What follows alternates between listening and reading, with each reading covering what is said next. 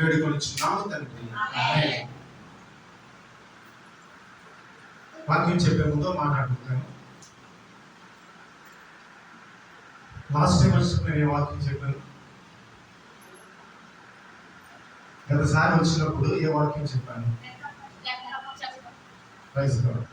చెప్పాను. ఈరోజు వాక్యాంశము పెట్టుబడి ఫలము. ఈరోజు వాక్యాంశము పెట్టుబడి ఫలం. మీరు వ్యాపారం చేస్తారు కదమ్మా. వ్యాపారం చేయాలంటే పెట్టుబడి పెట్టాలి, అవునా? పెట్టుబడి ఏ రూపంలో పెడతారు? ధనం రూపంలో పెడతారు. పెట్టుబడి పెడితేనే వ్యాపారం అభివృద్ధి చెందుతుంది, లేదంటే మనకి వ్యాపారం సాగుతుంది. తర్వాత మన జ్ఞానాన్ని పెట్టుబడిగా పెడతాం, ఆలోచన పెట్టుబడి పెడతాం. అదే రీతిగా కష్టాన్ని పెట్టుబడిగా పెడతాం. యజమాని కష్టపడితేనే డబ్బులు వస్తాయి. ఆరోగ్యాన్ని పెట్టుబడిగా పెట్టేవారు ఉన్నారు, ప్రాణాన్ని పెట్టుబడిగా పెట్టేవారు ఉన్నారు. ప్రాణాన్ని పెట్టుబడిగా పెట్టడం మీరు కొంచెం ఆలోచిస్తున్నారా?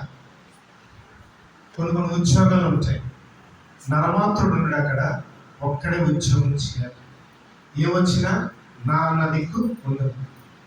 ఎందుకు ఇవన్నీ చేస్తున్నాడు ఒక మానవుడు?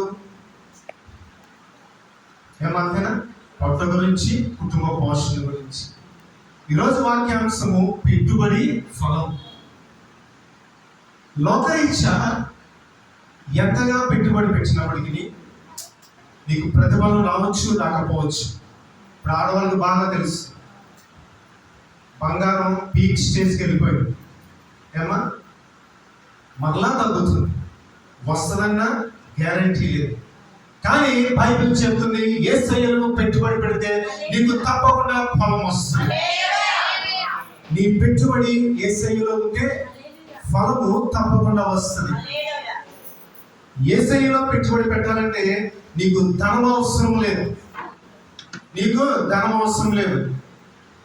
ఆరోగ్యం అవసరం లేదు. కావాల్సినవి 5 విషయాలు ఉన్నాయి. 5 విషయాలు యేసయ్యలో పెట్టుబడి పెడితే, పరలోక రాజ్యం గురించి నువ్వు పెట్టుబడి పెడితే నిత్య జీవమును స్వతంత్రించుకుంటావు.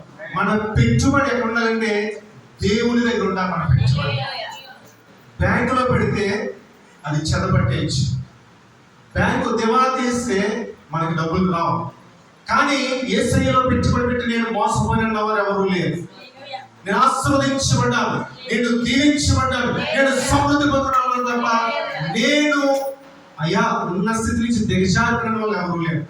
నేను ఇది గంటాబద్ధంగా చెప్పగలను, బైబిల్ పట్టుకునే గంటాబద్ధంగా చెప్పగలను. యేసయ్యలో పెట్టుబడి పెట్టినవారు ఎప్పుడు ఎలా ఉంటారంటే ఆకు వాడక తన కాలమందు ఫలమిచ్చు చెట్టు వలె ఉంటారు. ఈరోజు 5 విషయాలు చూద్దాం, త్వరగా చూద్దాం. మరి సమయం త్వరగా ఉంటుంది కాబట్టి సమూయేలు మొదటి గ్రంథము 1వ అధ్యాయం 10వ వచనం. సమూయేలు మొదటి గ్రంథము 1వ అధ్యాయం 10వ వచనం.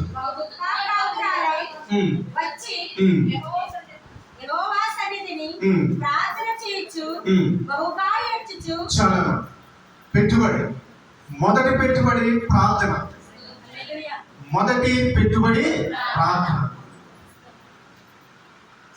ఓపెన్గా మాట్లాడుకుందాం, అంటే మనసు విప్పి మాట్లాడుకోవచ్చు.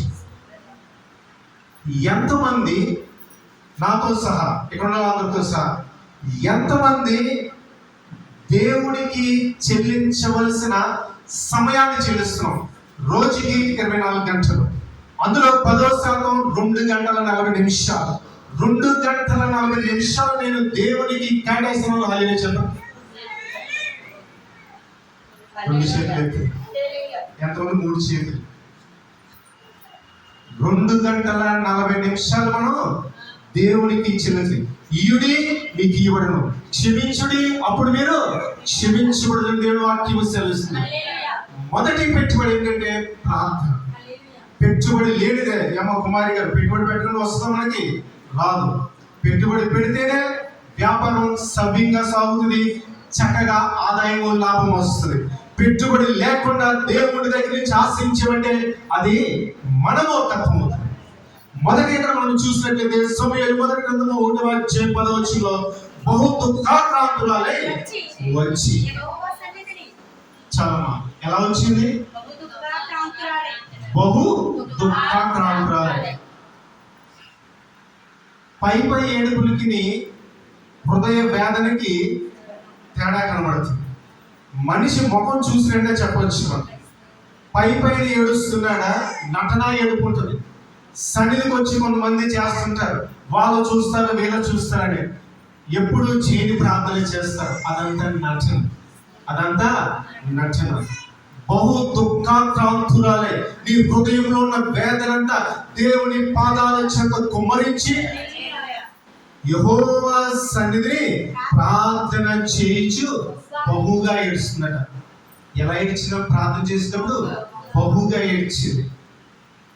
భర్త కొట్టాడని ఏడవకండి, లేదంటే పిల్లలు ఇది చేయలేదు అది చేయలేదు, భార్య అది చేయలేదని ఏడక్కర్లేదు. మనం ఎందు నిమిత్తం ఏడవాలంటే దేవుని సన్నిధిలో నేను బలముగా ఎదగాలి, నా ఆత్మీయ స్థితి దినదినము అభివృద్ధి చెందాలని మనము దేవునికి ప్రార్థన చేస్తూ ఉండాలని దేవుని వాక్యము సెలవిస్తుంది. మొదటిగా మనం చూసినట్లయితే హన్నా ఏం చేసిందంటే బహు దుఃఖాక్రాంతురాలై బహుగా ఏడ్చుచు దేవునికి ప్రార్థన చేసింది. దేవుని వాక్యం ఒక మాట వచ్చింది, నా ప్రార్థన ధూపములను నేను చేతులెత్తిన సాయంకాల నైవేద్యములే నీ దృష్టికి అంగీకారం. దేవుని వాక్యం సెలవిస్తుంది. మన ప్రార్థన ఎలా ఉండాలంటే ధూపం. విగ్రహారాధనలు ఎంతమంది ఉన్నారు ఇక్కడ? విగ్రహారాధన నుంచి క్రైస్తవంలోకి వచ్చిన వారికి తెలుసు ధూపం వేయడం అంటే. ఏం చేస్తారో ధూపం చక్కగా మీకు అన్ని తెలుస్తుంది. మన ప్రార్థన ఎలా ఉండాలంటే ధూపము మాదిరిగా ఉండాలి. నేను ప్రార్థన చేసినంటే ఆ ప్రార్థన గాబ్రియేలు దూత మిఖాయేలు దూత వచ్చి దేవుని పాదాల సన్నిధికి తీసుకెళ్ళాలి తప్ప నేనే నిద్రపోతే ప్రార్థన ఎక్కడికి వెళ్తుంది? దేవుని దగ్గరికి వెళ్ళదు. మన ప్రార్థన ఎలా ఉండాలంటే దేవుని సింహాసనమును కదిలించాలి. పరిశుద్ధ ప్రార్థనను మీరు చూసుంటారు. మేము నలుగురితో ప్రారంభించిన పరిచయం ఈ రోజు అంచెలంచెలుగా అభివృద్ధి చెందిందంటే దానికి కారణం ప్రార్థన. ప్రార్థన చేయని జీవితంలో అద్భుతము చూస్తాం. రోజు నేను 2 గంటల 40 నిమిషాలు చేసామని మిమ్మల్ని అడుగుతున్నాను. నేను చేశాను కాబట్టి మిమ్మల్ని అడగే ధైర్యం నాకుంది.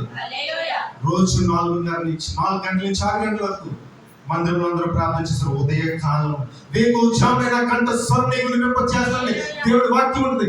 మీ కంఠ స్వరము వేకువజామున నువ్వు దేవుని వినిపించినప్పుడు దేవుడు యొద్ద నువ్వు పెట్టుబడి పెట్టినట్టు అవుతావు. అంతే తప్ప పాస్టర్ గారు రమ్మన్నారను రాకపోతే బాధపడతారను దేవుని సన్నిధికి వచ్చి ప్రార్థన చేస్తే అది ఇంపైన ధూప వేదిక కాదు. ఎప్పుడైతే నీ అంతటి నీవు నీ ఆత్మ ప్రేరేపణ ద్వారా నువ్వు దేవుని సన్నిధికి వచ్చి ప్రార్థన చేస్తావో, లేదా వేకువజామున నువ్వు దేవుని వెతుకుతావో, నీ యొక్క విన్నపంలో దేవునికి తెలియచేస్తావో, దేవుడు అంటాడు నీ హృదయంలో ఉన్న వేదన నేను చూచాను, నీవు కన్నీరు విడిచినా నేను చూచాను. అందుచేత కీర్తన కూడా మాట అంటాడు, కన్నీటితో విత్తువాడు సంతోష గానంతో పనులు మోసుకుపోతాడు. నువ్వు కన్నీటితో విత్తు. నా దగ్గర గుప్పుడు విత్తనాలు నేను ప్రార్థన చేసేవాడు. నా దగ్గర 4 విత్తనాలు ఉన్నాయి ప్రభుత్వని, పనులు మోసుకుపోవాలి ఆ ప్రభుత్వని. ఆ పనులు నాకు మోయేంత దేవుడాన్ని ప్రార్థన చేస్తే మా సన్నిధి దేవుడు ప్రీతిగా అనిపించేస్తాడు. ఫలము పొందుకోవడం నా చేతిలో ఉంటుంది. ఏమో మాకు ఈ వాక్యం ప్రియత మీరే గుర్తుకొచ్చారు. మీరొకరు జాషువా గారు, మనం కష్టపడితే ఏమవుతుందమ్మా? ఫలం వస్తుంది. కష్టపడకపోతే రాదు. నువ్వు కష్టపడ్డ దాన్ని తగ్గట్టుగా ఫలం వస్తుంది.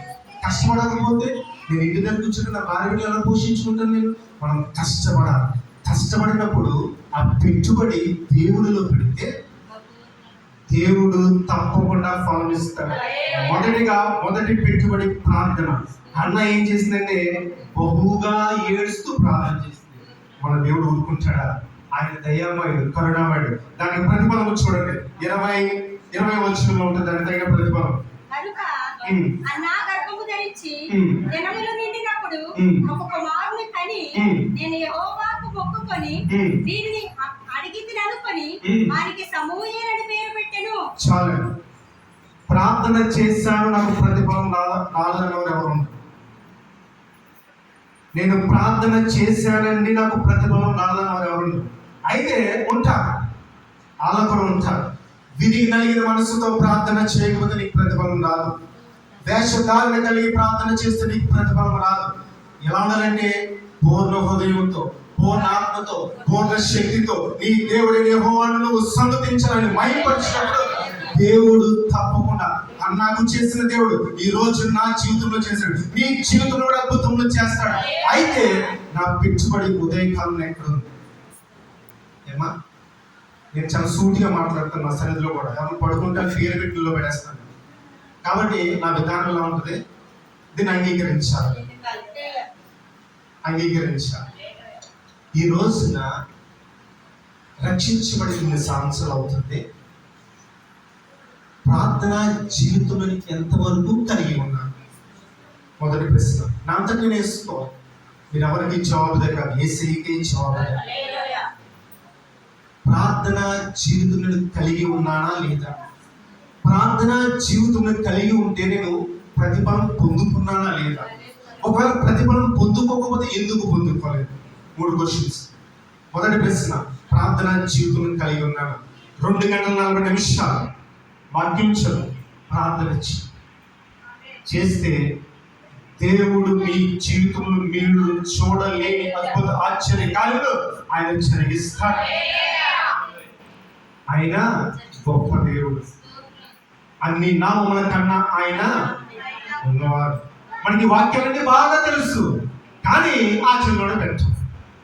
మనకి ఈ వాక్యాలన్నీ తెలుసు, చక్కగా వదిలేస్తాం, కానీ క్రియల రూపంలో ఉండదు.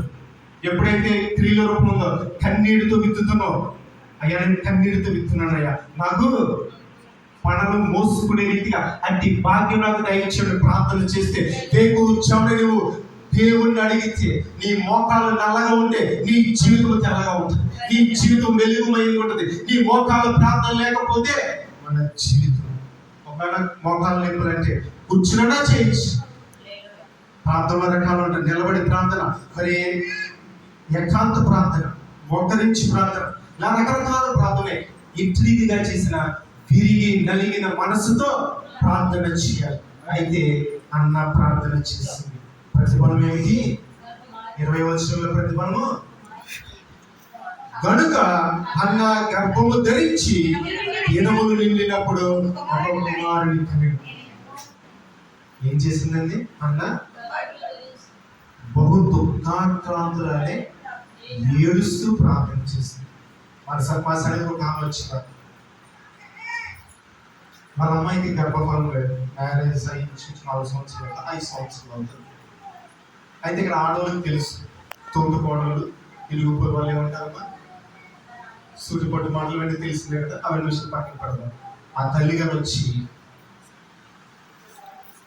పరిస్థితి ఇదండి పాస్టర్ గారు, మేము ఎంతో మనోవేదనకి గురవుతున్నాం, మా జీవితంలో దేవుడు కార్యం చేయనప్పుడు ప్రార్థన చేస్తాం.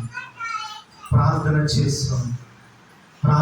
చేసిన 10 నెలల్లో దేవుడు 12 బిడ్డలు చేస్తాడు. ప్రార్థన చేస్తే ఆ ప్రార్థన గట్టిగా పోదు, ఆ ప్రార్థనకి నువ్వు జవాబును చూస్తావు. ఇక్కడ అన్న ప్రార్థన చేసింది. ఎలా ప్రార్థన చేసిందంటే ఒకసారి ఊహించుకోండి, ఒకవేళ నాకే పిల్లలు లేరనుకోండి, అప్పుడు ఎలాగ సూటిపోటు మాటలు, నేను టార్గెట్ అయితే ఎదురు వారికి ఎలా చేస్తానో నేను దేవుని పాదాలు పట్టు నేను చేస్తాను, అంతేనా? ఉద్యోగం లేదనుకున్నా అప్పుడు ఏం చేస్తాను? దేవుని పాదాలు అంటున్నాయి నేను చేస్తాను. అయ్యి వాళ్ళు ఎలాగంటున్నారు, ఎలాగన్నారు, నా భార్య నా కుటుంబాన్ని పోషించుకొని ఏం చేస్తాం? ఏం చేస్తాం? అన్న అట్టి మాదిరిగా ప్రార్థన చేస్తాను. ప్రభువా, నా తోటి కోడలు పెరిగిన నన్ను ఎంతగానో గాయపరుస్తుంది, నా హృదయాన్ని గాయపరుస్తుంది. ప్రభువా, నువ్వు సమస్తమును చూచుచున్నావు, నా గర్భఫలము తెరవనప్పుడు దేవుడు ఏం చేశాడంటే ఆమె ప్రార్థనను ఆలకించాడు, 12 కుమారుని ఇచ్చాడు. అన్న ఎక్కడ పెట్టుబడి పెట్టింది? దేవుని పాదాల చెంత ప్రార్థన చేస్తుంది. మొదటి పెట్టుబడి ప్రార్థన, దాని ప్రతిఫలం పన్నంటి పెట్టు. ఓకే, రెండో పెట్టుబడి చూద్దాం, త్వరగా చూద్దాం. కీర్తనలు రాసిన గ్రంథం 1వ అధ్యాయము 2వ వచనం. పెట్టుబడి వాక్యమును ధ్యానం చేయడం. రెండో పెట్టుబడి వాక్యం ధ్యానం చేయడం. ఆత్మను కలిగి ప్రార్థన చేస్తే, మా అత్తయ్య గారు ఎక్కడ ఉన్నారు, మా ఇంటికి వచ్చినప్పుడు ఎప్పుడైనా సరే ఇంచుమించు 4:30 లెగ్స్ రారే మేము అది చేస్తాం. ఇంచుమించు 6 గంటలుగా ప్రార్థన చేస్తాం. హృదయంలో నుంచి ప్రార్థన చేసిన టైం చూసుకోవాలి, టైం ఆటోమేటిక్గా అయిపోతుంది. హృదయంతో దేవుని ఆత్మను కలిగి ప్రార్థన చేసేవాడు 4 అయింది, 4:05 అయింది, ఇంకొక 2 నిమిషాలు ఎవరు టైం ఇచ్చారు, 6 అయిపోయినా సరే మనకు టైం తెలియదు. అటువంటి ప్రార్థన మనకి కావాలి. రెండవదిగా, రెండో పెట్టుబడి అంటే వాక్యమును ధ్యానం చేయాలి. ఇక్కడ ఏమనుంది, కీర్తన రాసిన 1వ గ్రంథంలో, యెహోవా ధర్మశాస్త్రమందు ఆనందించుచు దివారాత్రములు దానిని ధ్యానించేవాడు ధన్యుడు. ఇంకో ప్రశ్న అడుగుతాను.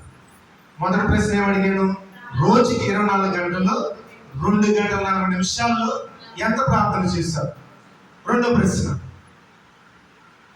ఎంతమంది గత సంవత్సరం బైబిల్ కంప్లీట్ చేశారు? 1. ఇంకా ఈ సంవత్సరం ఎంతమంది కంప్లీట్ చేశారు? గత సంవత్సరం అంటే మీకు ఇన్స్పిరేషన్ గురించి చెప్తున్నాను. నేను 2 సార్లు బైబిల్ కంప్లీట్ చేశాను, మరలా కొత్త నిబంధన కంప్లీట్ చేశాను.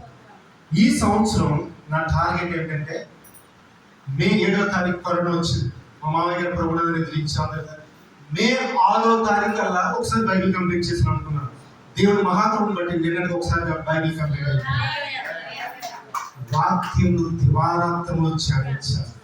ఎప్పుడైతే ఆ వాక్యము నాలో ఉంటుందో, ఎప్పుడైతే ఆ వాక్యము నాలో ఉంటుందో, నేను పాపపు జోలికి సాతాన్ని ఎదిరించే శక్తి గలను. దివారాత్రములు ఏమని రాయబడింది? దివారాత్రములు.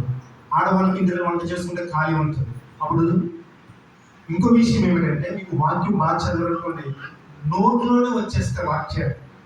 ఎప్పుడు రాసిన 10వ అధ్యాయం 11వ వచనం, ఇలా రకరకాల వచనాలు వచ్చేస్తాయి. మనం మనసులోనే ధ్యానం చేసుకోవచ్చు, మనసులోనే ధ్యానం చేసుకోవచ్చు. వాళ్ళు ఉండేటప్పుడు ఆ పాశ్రం గారికి చదువురాదు, కానీ బైబుల్ చాలా క్షుణ్ణంగా చదువుతారు. నాలో ఆశ ఉంటే, ఎవరైనా చదువురాను ఉంటే చెప్పాను, నాలో ఆశ ఉంటే దేవుడే ఏం చేస్తాడంటే జ్ఞానం నుంచి చక్కగా చదవడానికి ఆయనే కృప చూపిస్తాడు. దివారాత్రములు ఏమైనా దివారాత్రములు ఆయన ధ్యానించడం. ఇక్కడ గమనించాల్సింది ఏంటంటే, ధ్యానము. చదవడం వేరు, ధ్యానం. పిల్లలు చదువుతారు, అది చదువుకోవడం.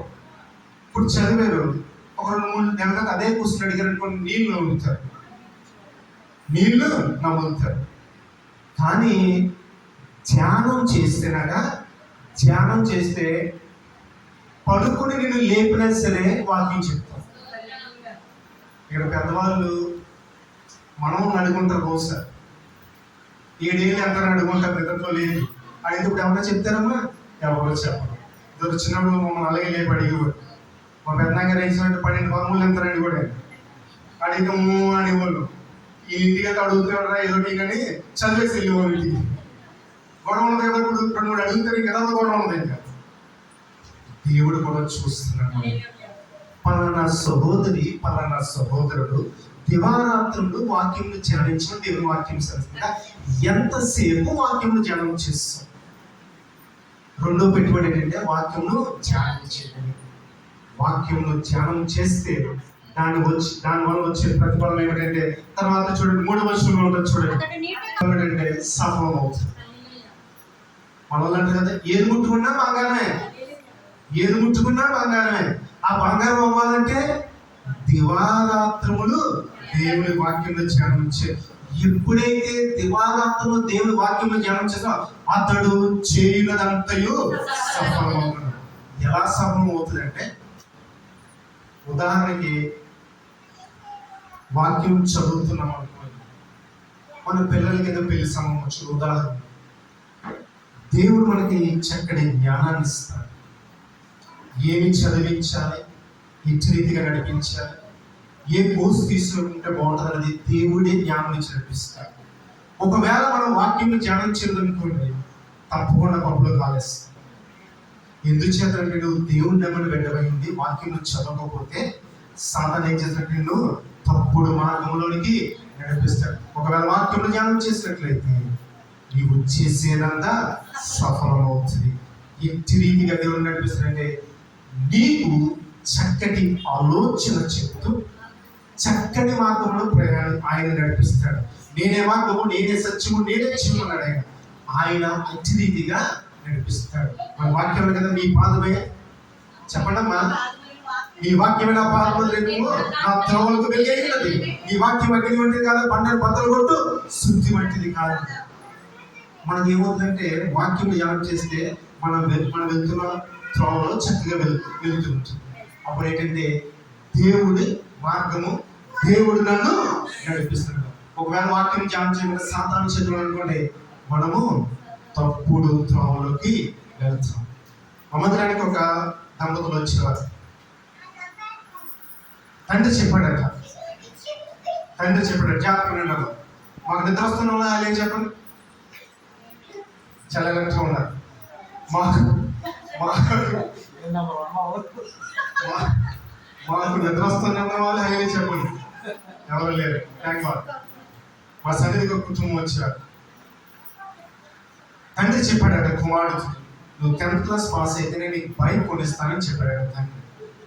అయితే చక్కగా టౌన్ ఫస్ట్ వచ్చాడు. తల్లిదండ్రులు జాతకం అన్నమాట, టౌన్ ఫస్ట్ వచ్చాడు. అయితే తండ్రి చెప్పాడు, పిల్లడు అడుగుతాడు, పిల్లడికి హక్కు ఉంది. వచ్చి నాన్న నేను మరి మొన్నటి మంచి మార్కులు వచ్చినాయి, నాకు బైక్ ఏదంటే కొంటాను నాన్న అని ఇంటర్మీడియట్ జాయిన్ చేశాడు తండ్రి. జాయిన్ చేసిన తర్వాత బైక్ కొనాలంటే అది కూడా ఏది FSZ 1,50,000. తండ్రినేమో చిన్న ఉద్యోగం. అలా కాలయాపన చేస్తుంటే అర్థమైపోయింది కుమారుడికి, తండ్రి కొన్నాడు. ఏం చేశారంటే చెడు స్నేహం వైపు వెళ్ళిపోయాడు. ఎవరైతే బైకుల మీద తిరుగుతారో, ఆకతాయిగా తిరుగుతారో వాళ్ళతో చేతకట్టి దేవుడు మార్గంలోంచి తొలగిపోయాడు. తల్లి తండ్రి ఎక్కడికి రావాలి, పిల్లల్ని దేవుని సన్నిధికి నడిపించాలి. ఏదైతే నేను చేయాలో అదే పిల్లలకు ప్రామిస్ చేయాలి తప్ప మన స్థాయికి మించి మనము ప్రామిస్ చేయకూడదు. దేవుడు అడుగు, దేవుడు ఇస్తాడు. కాకపోతే నా కష్టాన్ని ఆశీర్వదించి నా పిల్లలకి నాకు మంచి భవిష్యత్తు ఇవ్వాలనుకుంటున్నాను, మంచి వస్తువు కొనాలనుకుంటున్నాను, నువ్వు సమకూర్చుంటే దేవుడు ఇస్తాడు తప్ప మనంతటా మనము ఏది వాగ్దానం చేయకూడదు. అలా పెడతలో పట్టాడు. చదువు కాస్త అటకెక్కేసింది. చూడండి, 10th class city first, intermediate వచ్చినప్పటికి అయిపోయింది. మన పిల్లల్ని మనము దేవునిలో పెంచాలి. బాలుడు నడవలసిన త్రోవను వానికి నేర్పాలి. నేర్పకపోతే ఇచ్చి రీతిగా ఉంటుంది. తల్లి రాదు, తండ్రి రాడు, పిల్లలు వస్తారమ్మా చెప్పరే రాదు. ముందు నువ్వు తల్లి తండ్రి ఇక్కడ ఉంటే పిల్లలు ఆటోమేటిక్గా వస్తారు. తల్లి తండ్రి దేవుని భయభక్తులు వాక్యం వింటూ ప్రార్థన చేస్తే పిల్లలు కూడా దేవుని సన్నిధికి వస్తారు. అయితే మొదటిగా ప్రార్థననే పెట్టుబడి పెడితే దేవుడు అన్న విషయంలో గర్భఫలను తెచ్చాడు. రెండవదిగా వాక్యం పెట్టుబడిగా పెడితే దివారాత్రులు ధ్యానం చేస్తే నీవు చేసేది ప్రతిదీ దేవుడు సఫలం చేస్తాడు. మూడవదిగా చూద్దాం, మన అధ్యాయం 27 వచ్చింది విశ్వాసం. మూడో పెట్టుబడి విశ్వాసం. మీరు పొలాల మీద, స్థలాల మీద, బంగారాల మీద, స్టాక్ మార్కెట్ మీద పెట్టుబడి పెట్టకపోయినా పర్లేదు, కానీ ఇవి చెప్పబోయే విషయాల మీద పెట్టుబడి పెడితే మీ జీవితము దీవెనకరమైన వర్షంలుగా ఉంటుంది. మూడోది ఏంటంటే విశ్వాసం పెట్టుబడిగా పెట్టాలి. ఇక్కడ మనకి స్త్రీ గురించి తెలుసు. మార్కు సువార్త 5వ అధ్యాయం 2 ఆమె యేసును గూర్చి విని, చూడండి ఎంత బ్యూటిఫుల్ వర్డ్, ఎంత చక్కటి పదము, యేసుని గూర్చి విని. విన్నదంతే. మన పాస్టర్ గారు ఏం చేస్తారు, పాస్టర్ గారిని మన వెనకాలని తోస్తున్నారు.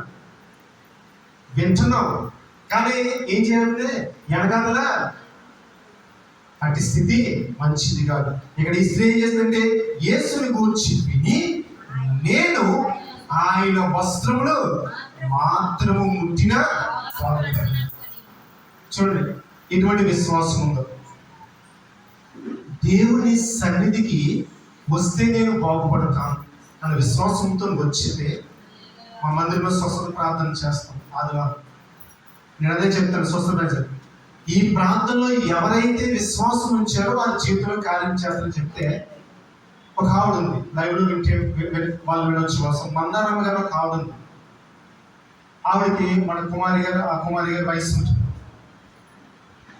కూర్చోలేదు, ఎక్కడ కూర్చున్నా కుర్చీ మీదే కూర్చుంటుంది. ఆవిడ ఉల్లిపాయ కొయ్యాలన్నా కుర్చీ మీదే. అయితే స్వస్థత ప్రాంతంలో ఏకీభవించింది. ఎలా ఏకీభవిందంటే ఆవిడ తర్వాత సాక్ష్యం, ప్రభువా దైవజనుడు ప్రార్థన చేస్తున్నాడు కదా, నేను ఈ ప్రార్థనలో చాలా బలంగా నమ్ముతున్నాను, నాకు స్వస్థత చేయండి బలంగా నమ్మింది. అయితే నాకు తెలియదు ఆ విషయం. నేను ప్రార్థన చేసినప్పుడు మోకాళ్ళ నొప్పులతో బాధపడుతున్నాను, విడుదల దయచేసి ప్రార్థన చేశాను. వచ్చి ఆధారానికి మన్నాడానికి ఏం సాక్షి చెప్తుందంటే పాస్టర్ గారు ఇలా ప్రార్థన చేశారు, తండ్రి కుమార పరిశుద్ధాత్మలో నీకు స్వస్థత కలిగిన ప్రార్థన చేశారు. నేను ఇప్పుడు కింద కూర్చుని ఉల్లిపాయ చదువుతున్నానంటే కింద కూర్చి పట్లాడేస్తానని చెప్పి విశ్వాసము లేకుండా దేవునికి అయిష్టుడు అసాధ్యమైన దేవుని వాక్యం సెలవుస్తుంది.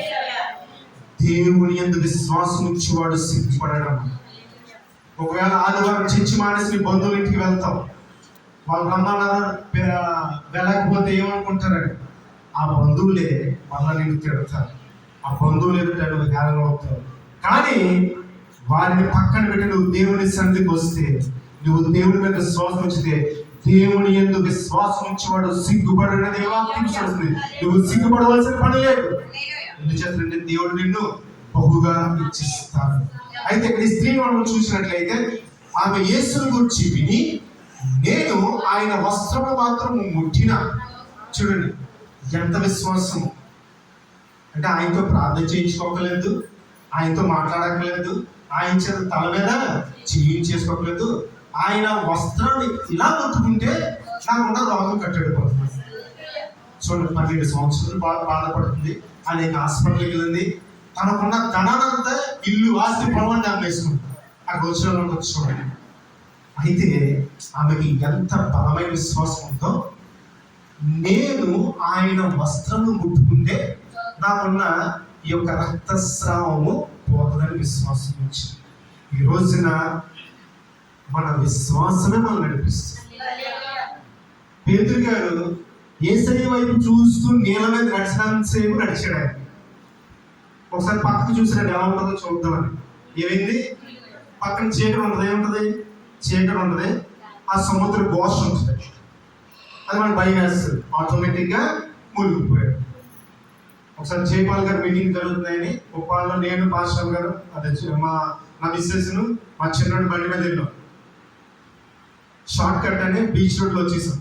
రాత్రి 11 ఎంత అవుతుంది, అలా వెళ్ళొద్దని చాలా మంది చెప్పారు. బాగోదన్న రూట్ వెళ్ళొద్దంటే ధైర్యం చేసి దేవుని బాగా వస్తాం, మళ్ళీ పెట్టాలని వచ్చి రావాలని. అయితే లైట్లు ఉండే మా చిన్నోడు ఏడుప, కెరటాలు పడుతుంటే రోడ్డు వాకించి ఆ బ్రిడ్జ్ మీద చూసినప్పుడు కెరటాలు పడుతుంటే మా చిన్నోడు ఏడుపు. పాస్టర్ గారికి బండి ఆగిపోతే ఏంటంటారు, బండి కడుపుని చక్కగా బండి ఆగిపోతే ఏంటంటారు. ఎందుకు అవుతుంది బండి ఆగిపోతే ఏసీ నడిపిస్తాడు.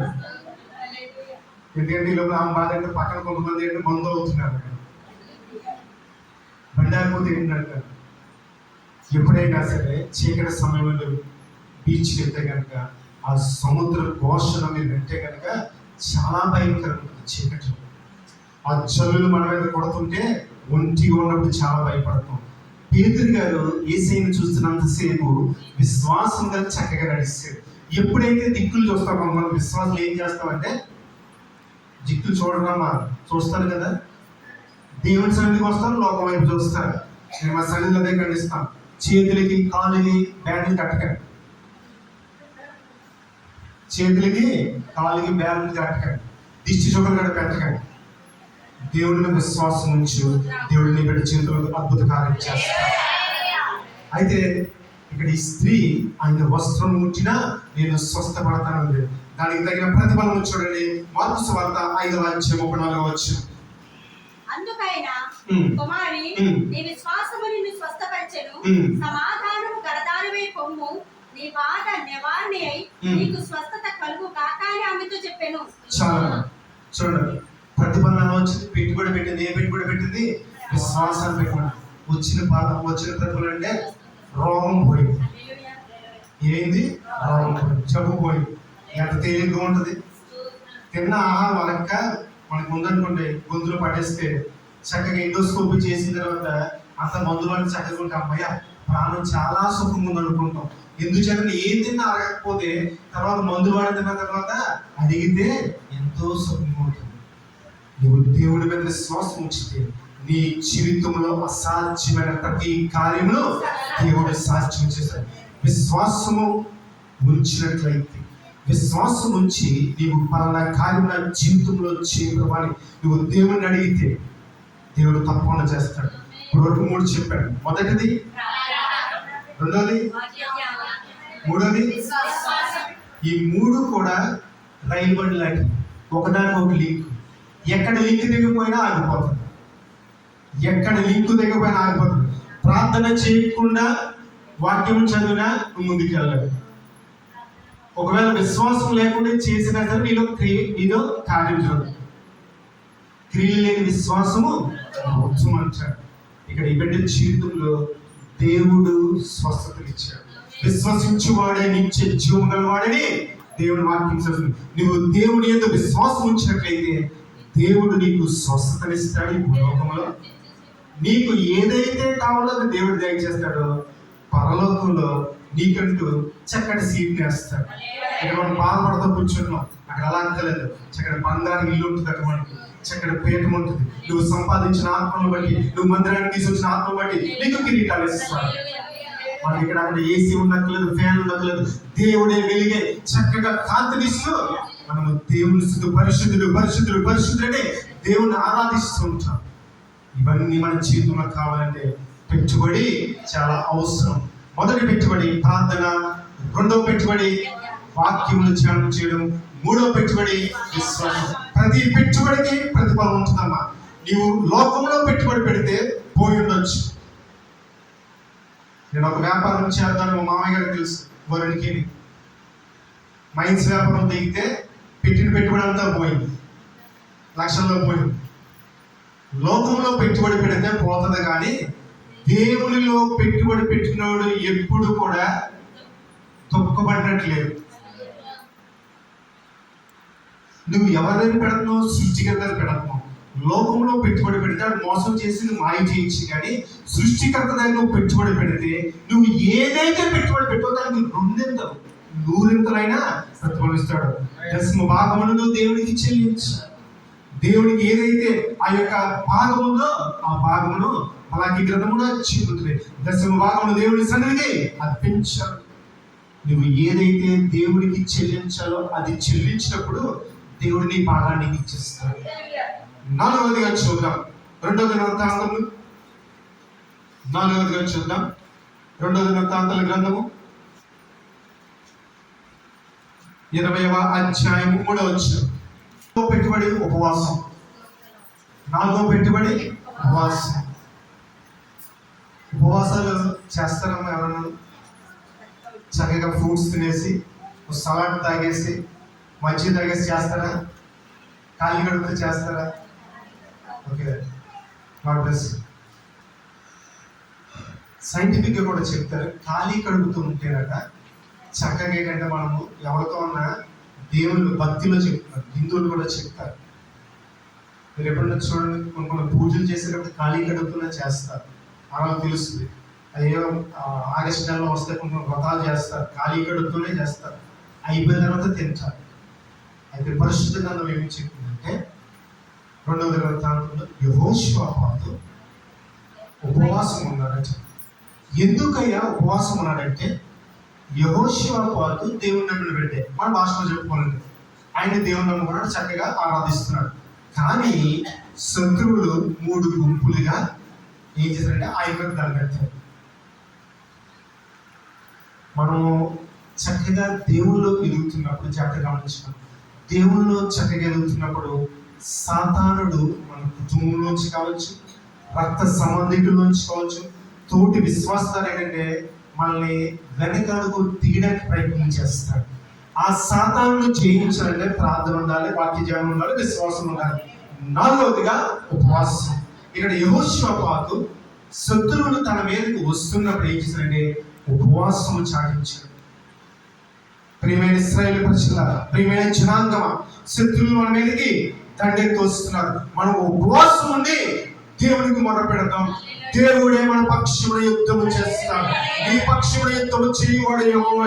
ఆయనకు అసాధ్యమైనది ఏదీ లేదు. నీతో యుద్ధం చేసే వారితో ఆయన యుద్ధం చేస్తాడు. నీకు విరోధముగా రూపొందించిన ఏ విధ ఆయుధము అయితే వర్ధిల్లకుండా ఉండాలంటే ప్రార్థన అవసరం, వాక్య జ్ఞానం అవసరం, విశ్వాసం అవసరం. 4వది ఉపవాసం. వాక్యాలు చెప్తాం, అయ్యా నీకు విరోధంగా రూపొందించిన ఏవైతే ఆయుధం వర్ధిల్లంటాం. మనలో ప్రార్థన ఉంది. ఏమన్నా నిజమేనా? తప్పు మాట్లాడుతున్నాను ఏమన్నా? నీకు విరోధంగా రూపొందించిన ఏ విధంగా వర్ధిల్లంటాం. నాకు కష్టం వచ్చిందంటాం. నాలో ప్రార్థన ఉండదు, బైబిల్ చదవను, విశ్వాసం ఉంటుంది. కానీ ఎలా జరుగుతుంది? జరగదు. పాస్టర్ గారు చెప్పారు కదా, ఈ అమ్మాయి చదువుకుందంటే అది మార్కులు వచ్చినాయంటే చదివితేనే మార్కులు వస్తాయి, చదవకుండా మార్కులు రావు. నేను దేవుడిలో పెట్టుబడి పెడితేనే. యెహోషువపాతు ఉపవాసం ఉండి ఉపవాసం చాటించి యెహోషువపాతు ఆ యొక్క జనాంగం అంతా ఉపవాసం ఉండి దేవునికి మొదలుపెట్టారు. దానికి తగిన ప్రతిఫలం చూడండి. 2వ దినవృత్తాంతములు 20వ అధ్యాయము 27 చూడండి. ఈ రోజున ఒకవేళ బంధకాలతో బాధపడుతున్నారేమో, అనారోగ్య సమస్యలతో బాధపడుతున్నారేమో, సాతాను శక్తుల చేత పీడించబడుతున్నారేమో, ఈ 4 పెట్టుబడి పెడితే, ఈ 4 గుర్తుపెట్టుతారు, ఈ 4 పెట్టుబడి పెడితే జయము నీది. నీకు ముందుగా వెళ్ళొచ్చు. మెట్టగా ఉన్న ప్రతి ప్రాంతంలో సలాం వచ్చేసి ప్రతి ఉన్న అడ్డంకులను తీసేసిందే నీవు ఎక్కలేనంటే ఎత్తైన కొండ మీదకి ఆయన ఎక్కిస్తాడు. నువ్వు ఎక్కాలంటే ముందు పెట్టుబడి పెట్టు. నువ్వు పెట్టుబడి పెట్టకుండా బ్యాంకులో డిపాజిట్ చేయడం నాకు వడ్డీ పట్టిస్తాడమ్మా. ఎవరికి అకౌంట్ ఉంది కానీ ఈ దాంట్లో డబ్బులు లేవంటాడు. మనం ఏం చేయాలి? మొఖం చనిపోతుంది వచ్చి ఏసయ్య అలాగా అంటాడు, నాకు చేయని ఇప్పుడు చేయని అంటే ఏసయ్య అడుగుతున్న ఒక రోజు ఏమో ఏం పెట్టుబడి పెట్టామని అడిగితే ఏం చెప్తాం? రోజుకి ప్రభా నేను పొద్దున్న లేచి కంటే స్తోత్రం అని పడుకున్నాను, అది పనికి వెళ్ళిపోతున్నాను. సాయంత్రం పడుకునే ముందు దేవునికి స్తోత్రం ప్రభా నిద్ర వచ్చేది పడుకుని ఉంటే ఇదే పెట్టుబడి. మన పెట్టుబడి ఏం చేస్తాం? క్యాలెండర్ దగ్గరికి వెళ్తాం. ఈ రోజు 7వ తారీఖుకి వాక్యం చదివేస్తాం, వాక్యం అయిపోయింది. ఇదే ఆ వాక్యం చదవమంటే పరిశుద్ధ గ్రంథమును అంచెలంచెల విశ్వాసమును కలిగి ఉండాలి. ఉపవాసమును దేవునికి ప్రార్థన చేస్తే గడ్డు సమస్యలని దేవుడు తొలగిస్తాడు. నీ జీవితంలో జయమును ఆయన అనుగ్రహిస్తాడు. 5వది ప్రాముఖ్యమైన 4 చెప్పండి. ఏం చెప్పండి? 1 ఉపవాసం. Very good. 5వది చూద్దాం. మార్కు సువార్త 16వ అధ్యాయం 15వ వచనం.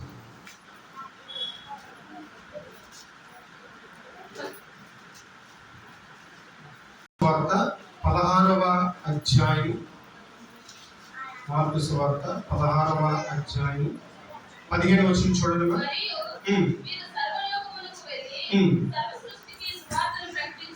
చాలా 5వ పెట్టుబడి సువార్తను ప్రకటించాలి. ఈ మందిరము నింపబడాలంటే తెలుసు, కానీ చెప్పండమ్మా, చెప్పండి. మందిరం నింపబడాలంటే నా పాత్ర ఏంటి? మనందరం ప్రశ్నించుకోవాలి, నా పాత్ర ఏంటి? ఏం చేయాలని చెప్తుంది దేవుని వాక్యం? మార్కు సువార్త 16 సర్వలోకములకు వెళ్ళి సర్వ సృష్టికి సువార్తను ప్రకటించే వాక్యం. దేవుడు నా జీవితంలో అద్భుతం చేశాడు. మందిరానికి వచ్చిన తర్వాత మీ జీవితంలో కూడా చేస్తాడని మనం ఏంటంటే ఇరిగిట్టామంటే పొరిగిట్టామంటే చెప్పాలి. కానీ మనకు అంత టైం ఉండదు. ఏం చేస్తామంటే పనులు అది కొనుక్కున్నారు, పనులు ఈ చీర కొనుక్కున్నారు, వీటికి టైం సరిపోతుంది మనకి. కానీ దేనికి సమయం ఉండట్లేదు? సువార్తను ప్రకటించు వాడి పాదములు సుందరులనే వాక్యం చూస్తే, నువ్వు సువార్తను ప్రకటిస్తే నీ పాదములు సుందరం. సువార్త ప్రకటించకపోతే నాకు శ్రమ. రెండు ఉన్నాయి. ఐదోది కొంచెం కష్టం ఉంది కదా, ప్రకటించడం కొంచెం కష్టం ఉంది. ఐదోది కొంచెం కష్టంగా ఉంటుంది. సువార్తను ప్రకటించాలి. సువార్తను ప్రకటిస్తే నీ పాదములు సుందరం, ప్రకటించకపోతే శ్రమ. ఏది కావాలి మనకి? సువార్తను ప్రకటిస్తే మరి ఎలా ఉంది? మీకు కూడా ఎంతమంది ఆత్మ తీసుకొచ్చారు?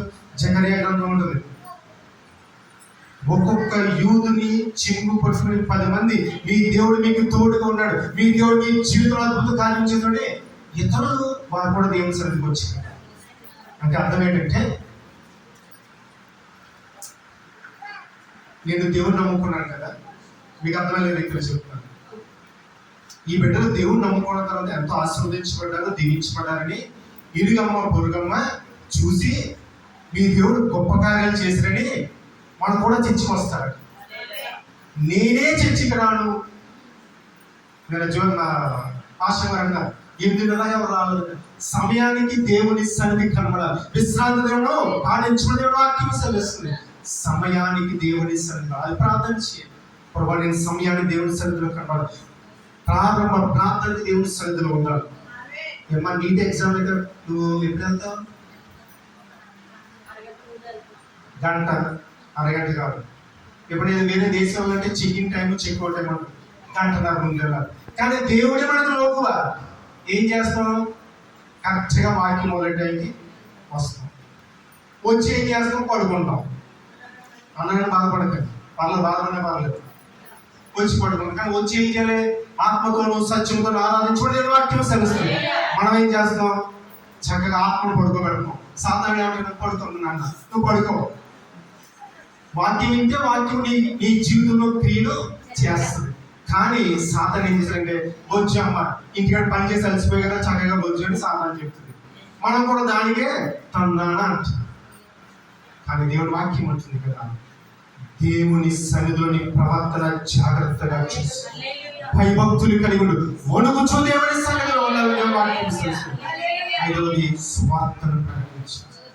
ఒక తీర్మానం చేసుకో, ప్రభా నేను ఈ సమయం నుండి ఈ సువార్తను ప్రకటిస్తాను. సంఘ సరిహద్దులు విశాలపరిచే రీతిగా, అనేక ఆత్మలు నడిపించే రీతిగా ప్రభు నేను పని చేస్తాను. నీవే నాకు శక్తిని, నీ పరిశుద్ధాత్మ శక్తి నాకు ఏమి ప్రార్థన చేస్తే దేవుడు నీకు చక్కటి ఆత్మీయ నడిపిస్తాడు. ఎప్పుడైతే నువ్వు సువార్తను ప్రకటించావో దానికి ప్రతిఫలం వచ్చింది. ప్రార్థన చేశారు, వాక్యం చదివారు, విశ్వాసం ఉపవసాలు, ఇవన్నీ చేస్తే దేవుడి లోకంలో నాకు రావాల్సిన 2,000 ఇంక్రిమెంట్ 10,000 ఇస్తే వచ్చు. కానీ సువార్తను ప్రకటిస్తే దాని ప్రతిఫలం ఎలా ఉంటుందంటే చూడండి.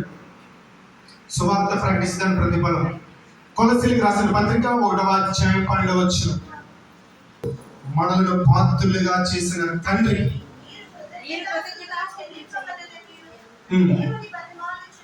చాలు. దీని ప్రతిఫలం ఏంటంటే పరలోక రాజ్యంలోకి వెళ్తాం. మొదటిది ప్రార్థన చేస్తే మనకి పిల్లలు పుట్టవచ్చు. రెండోది వాక్యం చదివితే మనం చేసే పని అంతా చక్కగా సఫలం కావచ్చు. విశ్వాసం ఉంటే నా రోగం కుదిరిపోవచ్చు. ఉపవాసం ఉంటే సాధారణంగా జయం కలిగించవచ్చు. అయితే సువార్తను ప్రకటిస్తే, అనేక ఆత్మను దేవుని సన్నిధికి నడిపిస్తే దేవుడు నీకు జీవ కిరీటము, మహిమ కిరీటము, అక్షయ కిరీటము దేవుడు ఇస్తాడు. ఇచ్చి ఏం చేస్తాడంటే తేజోవాసులైన పరిశుద్ధుల స్వాస్యములో, ఆ స్వాస్యములో మనం ఏంటంటే చక్కగా ఎలా కూర్చుని నేను మా మామయ్య గారితో అంటున్నాడు, ఏ మామయ్య ఎలా ఉంది, మీరు అక్కడి నుంచి వెళ్ళిపోయి ఇక్కడి నుంచి మాట్లాడతాను అనమాట.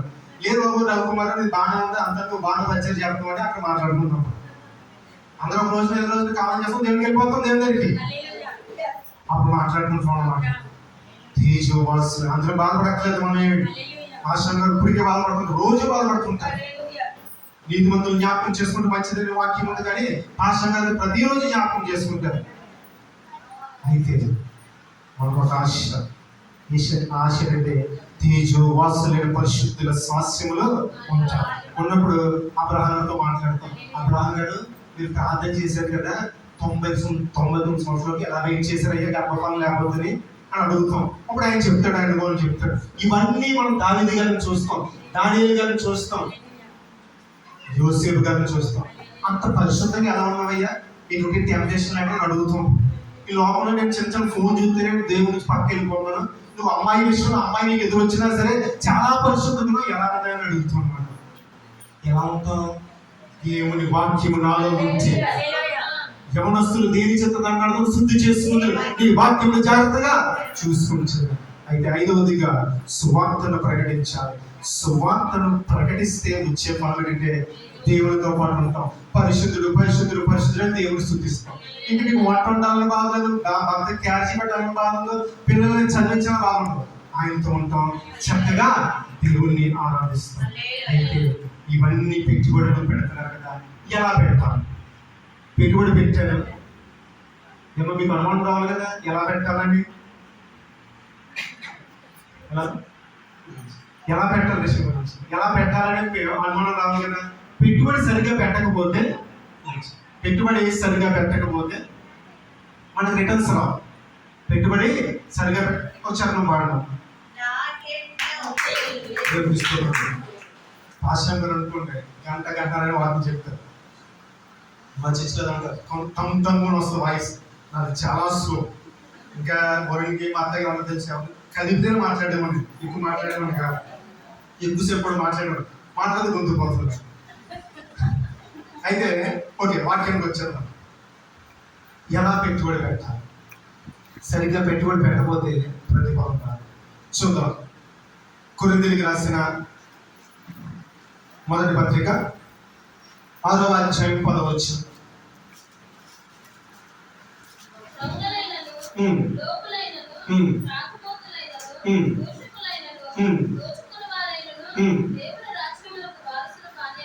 చాలా అర్థమైందండి. మళ్ళీ చదవ గట్టిగా.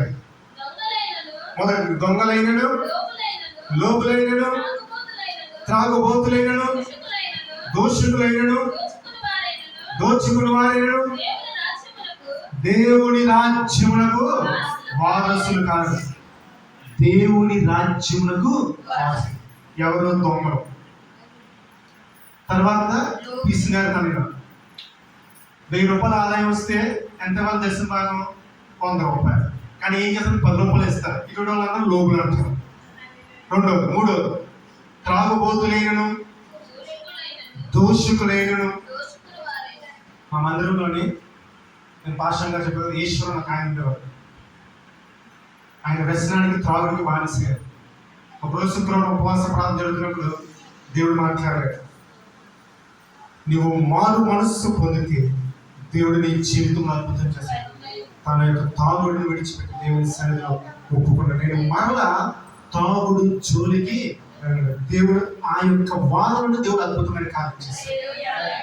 దేవుడు అంటారు కదా, మీరు మార్పు నుండి చంటిబడినటువంటి వారైతే దేవుడు రాజ్యంలోకి ప్రవేశించాడు.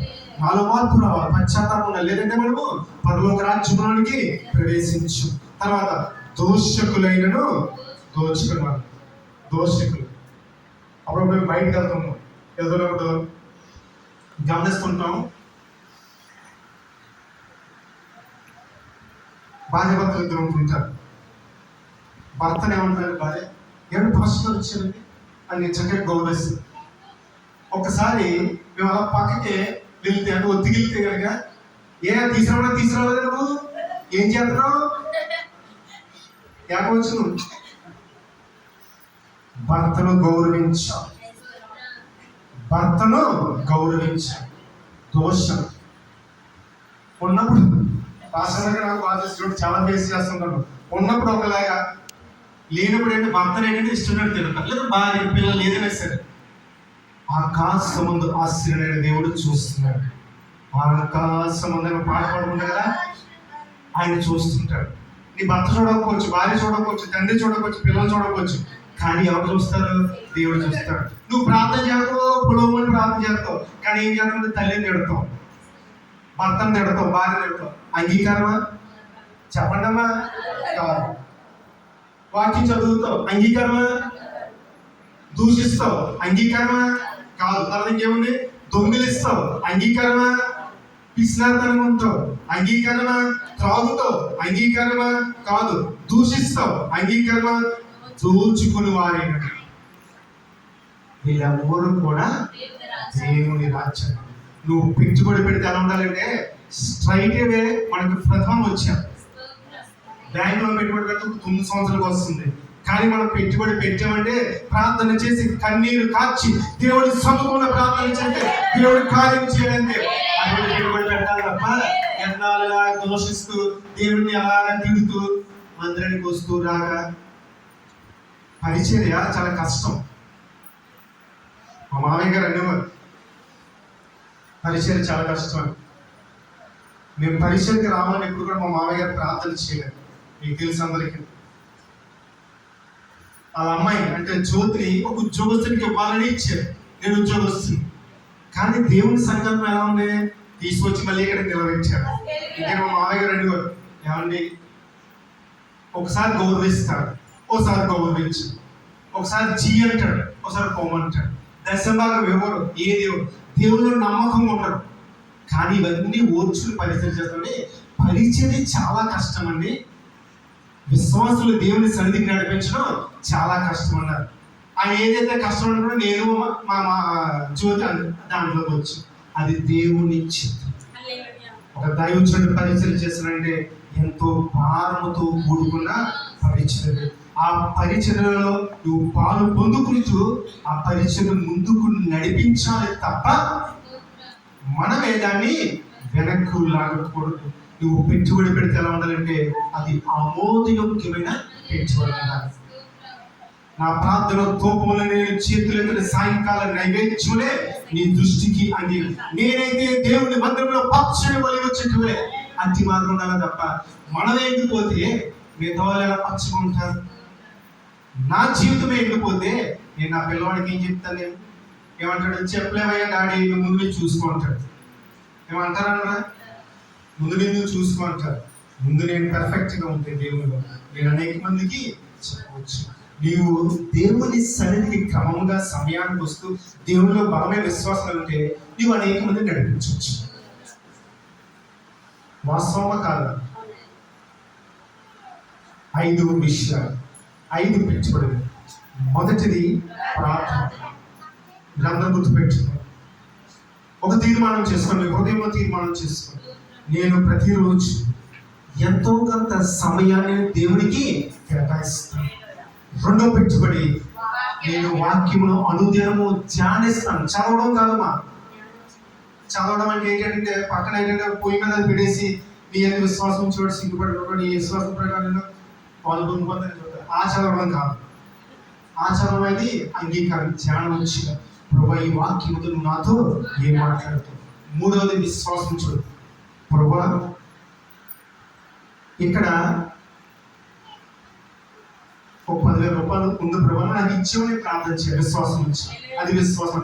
ఇక్కడ ఏమీ లేదు. ఇక్కడ అబ్రహాం గారు అలాగే చేశారు. ఇక్కడ ఏమీ లేదు. కానీ ఇక్కడ 10,000 రూపాయలు దేవుడు నాకు ఇస్తాడని ప్రార్థన చేసి దేవుడు తప్పకుండా ఇస్తాడు. నీ జీవితం విశ్వాసం నుంచి ప్రార్థన చేస్తే దేవుడు కార్యం చేస్తాడు. 4వది ఉపవాసం ఉండి వేషధారుల వలె కాకుండా అన్న ఇచ్చి మాదిరి ఏడ్చి ఉపవాసం ప్రార్థిస్తావు. అట్లయితే ఉపవాసం ఉండి ప్రార్థన చేస్తే దేవుడు నీ జీవితంలో జీవనం అందిస్తాడు. 5వది అతి ప్రాముఖ్యమైనది సువార్తను ప్రకటిస్తే నీవు నిత్య జీవనంతో ప్రార్థన చేసుకుందాం. మహిమగల తండ్రి మహోన్నతుడా నీకు స్తోత్రాలు చేస్తాం. పెద్దబడిన వాక్యాన్ని బట్టి నీకు స్తోత్రాలు చేస్తున్నాం.